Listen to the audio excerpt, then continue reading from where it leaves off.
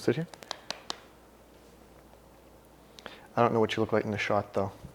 Hey everyone, the Beard Baron here today with episode 19 of Ask the Beard Baron. Cruising for the 20s here in 2020. Hopefully you're having a great day. If you haven't subscribed, definitely subscribe. Hit the button down below. Turn on the notifications. Get yourself a cup of coffee or a cup of tea, whatever is your delight, and get ready for Ask the Beard Baron, where I take your questions from around the internet. I answer them right here. So let's dive into it. Kevin B from YouTube asks, when you say don't apply a product with the brush, does that mean you cannot use a brush after you put the product in? Kevin B, I got some fantastic news for you. Today we live in a free country. You can use a brush whenever you want. I usually recommend not using a brush when applying product or right after applying product.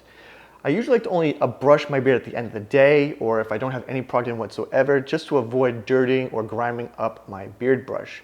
Like I always say, I always use a comb to apply product, but if you want to run your brush through your beard at any point in the day, at any point in time with whatever you have in your beard, please feel free to do so. Just know that you're going to have to be up on your brush maintenance. Definitely check out the videos on how to clean your beard brush and beard combs here on YouTube. Johan Fredrickson from YouTube asks, how do you eat with that stash? I've got the very same length, but I have to comb the stash to the sides so I don't get crazy of all the hair that gets into my mouth all the time, especially when eating food or maybe kissing my wife. How do I eat with this stash? One word, carefully. When you have this amount of hair covering your mouth, it is an obstacle, and you need to relearn how to eat and drink. And I always say, I did a video on this a while ago, you can check out my channel. You want to eat slower, more deliberate, pay attention to what you're doing and what you're eating and how you eat it.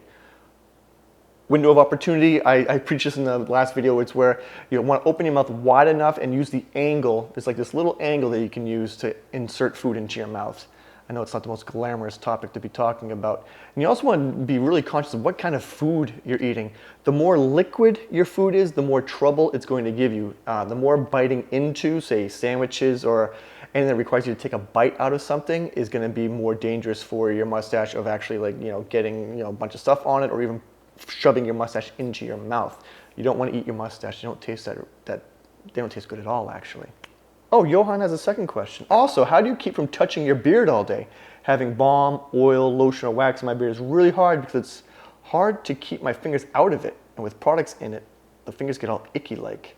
How do I keep from touching my beard all day? Awareness. My wife is really good about this. She's like, stop picking at your beard, stop touching your beard. Because it's a very subconscious thing to just be kind of always, either stroking your beard, playing with certain hairs, or picking at it, pulling at it, pushing mustache hairs aside. There's a lot of different little things that you subconsciously do throughout the course of the day. So when you're aware of it, you can stop doing it. Otherwise, if you don't have the awareness, you don't even know that you're doing it. So I suggest like that bad habit of, oh, am I touching my beard? Oh, I'll just, sit on my hands for a couple of minutes, or I'll put something in my hands like a coin or something like that. Or if you're driving the car and you find that you're always picking or pulling at your beard, touching your beard, hands at 10 and 2 on the steering wheel. Or if you're driving a stick shift, you got one hand, well, you should never rest your hand on the stick shift because you don't want to disrupt the gearing and all the certain kind of mechanical aspects are going on with that. Maybe I should do a video of how to drive stick. Would you guys like that? Would you like me to? We'll get in the Cooper and we'll drive around in the 6-speed. Put the top down. Put on some tunes. Maybe we'll do a driving with the Beard Baron. If you want to do driving with the Beard Baron stick shift style, put a comment down below. We'll see if we can make that happen. Moose, goose, llama on the loose. Because I feel like when I'm making videos by myself, I feel like I'm like at the doctor's office. I wouldn't touch that if I were you. Okay, so this last name is a little tricky. It's Leonidas Rhodes. Is this guy from Gone? Like Leonidas? Is this guy from Troy? Is this guy from the Lord of the Rings? Leonidas Rhodes. We ride at dawn. No? Leonidas Rhodes. No. Why does it look like that? I feel like I might have like dyslexia when I'm trying to read this today. Okay, anyways, Leonidas Rhodes from YouTube. Hey John, hey Leo. Do you ever use mustache wax? I find when I style my mow, I end up pulling half the hairs out. Cheers, mate. Well, Leonidas Rhodes, cheers to you as well, my friend. Yes, I use mustache wax. If you're finding trouble with hairs coming out, being pulled out when you're applying any kind of product, you should reassess what you're actually doing.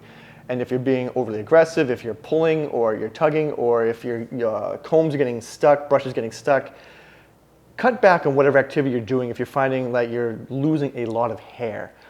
For me, I like to keep my mustache a bit on the natural side, but I do trim the shape so I don't have to over apply mustache wax all the time. So I know a lot of guys, when they have their mustache and they have a certain style, they need to use mustache wax, and they found out a way the best to apply that and how it works for them.